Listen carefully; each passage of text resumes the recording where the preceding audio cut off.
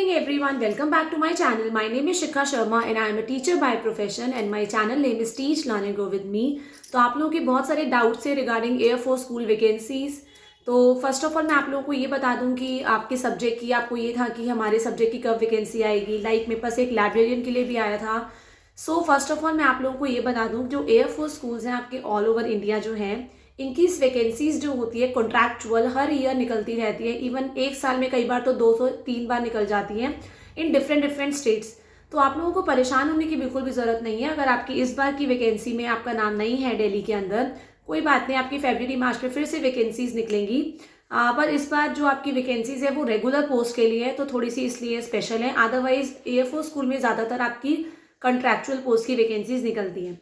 Second, आप लोगों का डाउट था कि एग्जाम जो आपका आएगा इंग्लिश में आएगा या हिंदी में आएगा या बाइलिंगुअल दोनों लैंग्वेज में होगा।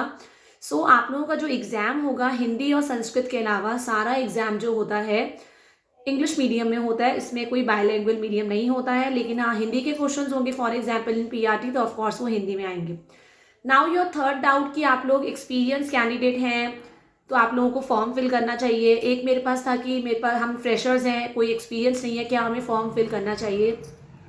सुनने में शायद थोड़ा बुरा लगेगा, लेकिन मैं आपको यही बोलूँगी कि आप अगर आप ट्राई करना चाहते हैं आप ट्राई कर सकते हैं, बट अदरवाइज फ्रेशर्स को फॉर्म फिल करने का एक्चुअली में यहाँ पे कोई फ़ायदा नहीं होता है, क्योंकि सिंगल एक एक पोस्ट की वैकेंसीज हैं। तो अगर आपके कंपैरिजन में किसी के पास 5 साल का एक्सपीरियंस है, किसी के पास 10 साल का एक्सपीरियंस है, तो ऑफकोर्स जो एयरफोर्स स्कूल जितना भी आपका मैनेजमेंट होता है वो एक्सपीरियंस कैंडिडेट्स को प्रेफरेंस देता है, and this is the truth. एक और सच मैं आप लोगों के साथ शेयर करना चाहूँगी, क्योंकि ये मैंने खुद देखा है, दिस इज़ रियल, मैंने किसी से सुना नहीं है। क्योंकि मैंने DSSB TGT natural science join करने से पहले यहाँ एयरफोर्स का exam for the post of TGT chemistry clear किया था।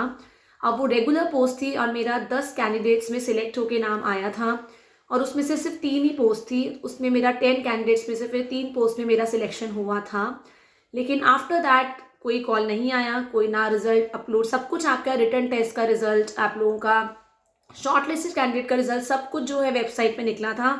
लेकिन जब फाइनल कैंडिडेट्स का सिलेक्शन हुआ आफ्टर इंटरव्यू, कुछ भी वेबसाइट पे नहीं निकला था। मैं वहाँ पे कॉल करती रह गई, बट वहाँ से कोई भी रिस्पांस नहीं आया। तो मैंने बोलते हैं ना कि बहुत सारे स्कूल्स में प्राइवेट में भी जॉब किया है, एयरफोर्स का भी एक्सपीरियंस है। फाइनली जाके गवर्नमेंट में मेरा सिलेक्शन हुआ। सो उस टाइम पे क्या हुआ था, उन्होंने कुछ टाइम तक कॉल नहीं किया, लेकिन आफ्टर दैट कॉल जो आया, इवन प्रिंसिपल का वहाँ पे मेरे ईमेल आईडी पे मेल भी आया कि अगर आप कॉन्ट्रैक्चुअल पोस्ट के लिए अप्लाई करना मतलब कॉन्ट्रैक्चुअल पोस्ट में ज्वाइन करना चाहते हैं फॉर TGT केमिस्ट्री तो आप ज्वाइन कर सकते हैं। बट मैंने रेगुलर पोस्ट का एग्जाम क्लियर किया था, इसीलिए मैंने आई सेड नो कि मैं कॉन्ट्रैक्चुअल पे वर्क नहीं करूँगी। बट अगर इन फ्यूचर आपके पास कोई भी वैकेंसी हो फॉर रेगुलर पोस्ट तभी मैं ज्वाइन करूँगी, क्योंकि मैंने रेगुलर पोस्ट के लिए अप्लाई किया था और रेगुलर का एग्जाम भी रिटर्न टेस्ट क्लियर किया था एंड इंटरव्यू ऑल्सो।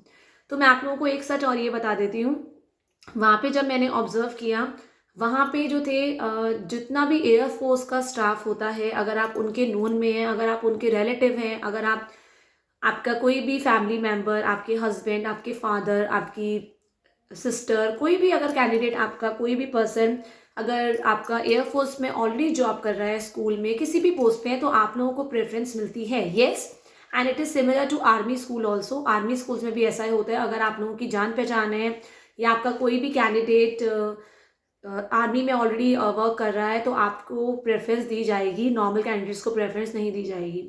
तो इनडायरेक्टली मैं यही कहना चाहती हूँ, अगर आपका एक्सपीरियंस बहुत ही अच्छा है, अगर आप बहुत कॉन्फिडेंट कैंडिडेट हैं, अगर आपको लगता है कि येस मैं सारे राउंड सब कुछ डेमो, मेरे अंदर कुछ भी कमी नहीं है और मैं क्लियर कर सकता हूँ और कॉम्पीट कर सकता हूँ, तो आप डेफिनेटली अप्लाई कीजिए। मैं ऐसा बिल्कुल नहीं कह रही हूँ कि 10 के 10 कैंडिडेट सारे एयरफोर्स के स्टाफ से लिए जाएंगे। येस, कैंडिडेट की खुद की क्वालिटीज़ भी देखी जाती है, बट येस अगर आपके कंपैरिजन में उनके पास एयरफोर्स रिलेटेड कोई पर्सन है तो उसको प्रेफरेंस दी जाएगी, and that is the truth.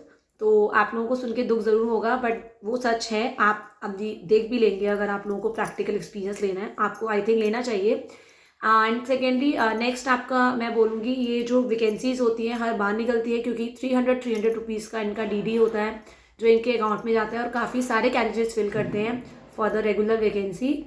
सो अगर आप करना चाहते हैं तो करिए, पर अगर आपके पास एक्सपीरियंस नहीं है तो मैं ये बोलूँगी कि आप पहले प्राइवेट स्कूल्स में एक्सपीरियंस ले लीजिए, उसके बाद ही आप एयरफोर्स स्कूल में अप्लाई कीजिए, right. and you can prepare for upcoming DSSSB vacancies also. Thank you everyone. Have a nice day.